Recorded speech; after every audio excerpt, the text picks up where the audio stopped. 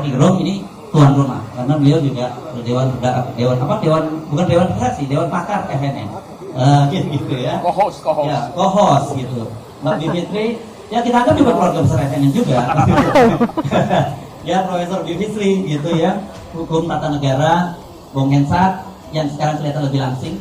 Oh iya, baru Ramadan. Yang bisa beliau dan Bang Tamsil, diwakil beliau ini ketua apa kalau di DPD jabatannya Bang? Ketua kelompok DPD. Jadi kita cukup undang Bang Tamsil, kelompok yang lain terwakil dari DPD. Nah, kita akan ngobrol bagaimana mereka, beliau-beliau ini memandang Indonesia ini pasca Lebaran dan pasca minyak goreng. Pasca minyak goreng. Maksa banget ya anunya, topiknya.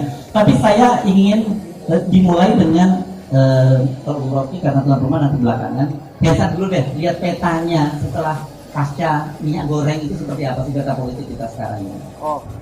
Assalamualaikum warahmatullahi wabarakatuh. Assalamualaikum. Mohon maaf lahir batin buat teman-teman semua. Ini saya cepat saja karena sudah terlihat titipan tetes-tetes hujan. Jadi ada beberapa hal menurut saya yang perlu kita cermati pasca Lebaran ini. Yang pertama adalah pemilihan penjabat pengganti kepala daerah tanpa pilkada yang akan banyak sekali setengah Indonesia akan dipilih para pejabat ini dan dimulainya 15 Mei bulan ini. Jadi hanya beberapa hari ke depan. Kenapa itu perlu kita garis bawahi di awal pembicaraan saya? Karena bukan hanya tentang siapa yang menunjuk dan siapa yang memilih para pejabat itu, tapi belum ada aturan yang jelas yang dikeluarkan oleh pemerintah tentang penunjukan para penjabat yang wewenangnya hampir sama dengan pemimpin-pemimpin daerah yang dipilih oleh rakyat hasil pilkada. Sementara undang-undang juga mewajibkan sebetulnya bahwa daerah itu harus dipimpin oleh pemimpin yang dipilih oleh rakyat dari pilkada. Nah, kira-kira gitulah. Nanti Mbak Yudit akan menjelaskan itu. Nah, itu yang pertama menurut saya. Dengan ditunjuknya kepala daerah atau penjabat kepala daerah oleh pemerintah, maka tidaknya ada 3 hal yang harus kita garis bawahi supaya tidak terjadi ke depannya. Yang pertama adalah tuman dari pemerintah pusat.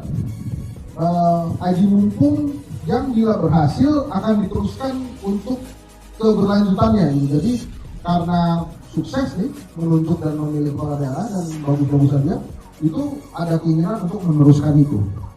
Kemudian yang kedua tentunya adalah keberpihakan politik pada saat para penjabat-penjabat ini menjabat sebagai kepala daerah. Yang ketiga tentunya adalah potensi pelanggaran undang-undang, misalnya dipaksakan TNI Polri menjabat. Dan satu lagi adalah bagaimana tanggung jawab si penjabat kepada warga masyarakat. Makanya saya sering sekali mengusulkan pemilihan penjabat harusnya juga melibatkan warga masyarakat yang akan dipimpin oleh si penjabat ini. Itu yang pertama. Kemudian yang kedua, malam takbiran lalu ada kejadian di Lombok Barat yang beberapa media kemudian mengklaim ini adalah aksi intoleransi yang tidak membahas kira-kira apa sebetulnya kejadian yang melatar belakangi itu. Saya tweet itu dengan cukup keras. Saya tweet begini, bunyinya kurang lebih, jangan ajari kami tentang toleransi, karena kami paham toleransi itu seperti apa. Justru Anda yang sering teriak-teriak intoleran, justru Anda yang sering teriak-teriak intoleransi itulah kita patut duga sebagai biang kerok intoleransi yang terjadi di Indonesia. Dan itu ramai sekali mendapatkan respon dari netizen. Tapi tidak ada satupun yang saya respon karena saya tunggu sampai ada respon keras. Dan rata-rata memang menyerang bahwa Anda tidak melihat apa yang terjadi di sini, apa yang terjadi di sana, yang menurut saya super minoritas. Super minoritas itu artinya sedikit sekali terjadi di Indonesia. Dan jangan-jangan memang hanya sebatas spanduk saja. Karena kemudian banyak sekali yang mengirimkan spanduk-spanduk hasil 2017 lalu misalnya. Tentang jenazah yang tidak disolatkan. Jadi menurut saya tren toleransi, intoleransi, dan radikalisme ini harus segera ditutup bukunya sebelum kita masuk masa kampanye, otherwise ini akan menjadi semakin buruk. Itu yang kedua. Kemudian yang ketiga, yang terakhir nih, ada tren di capres sebetulnya, calon presiden, pada saat mereka berkampanye, ada dua garis yang bisa membedakan dan kita harusnya bisa tahu memilih yang mana. Yang pertama adalah tren calon presiden yang melakukan strategi kampanyenya dengan pameran. Jadi artinya ya pamer-pamer hasil kerja, pamer-pamer hasil karya, pamer-pamer hasil pembangunan. Yang satu lagi stick dengan pencitraan. Ya citranya itu aja gitu, ketemu ini, ketemu itu, ini dicitrakan begini, ini dicitrakan begitu. Nah, strategi pameran dan pencitraan ini mudah-mudahan bisa jadi membedakan antara siapa kira-kira capres yang patut untuk melanjutkan kerja-kerja baik Pak Jokowi. Saya harus bilang begitu. Karena ada satu capres yang selalu dituduh begitu. Menyelesaikan JIS, melanjutkan kerja-kerja baik Pak Jokowi. Nanggulangi banjir, melanjutkan kerja-kerja baik Pak Jokowi. Ini selalu begitu, sehingga terlalu mudah jawaban dari pertanyaan siapa kira-kira akan melanjutkan kerja baik Pak Jokowi. Tapi dari semuanya tentang bagaimana kita memilih apakah pencitraan dan pameran, yang jelas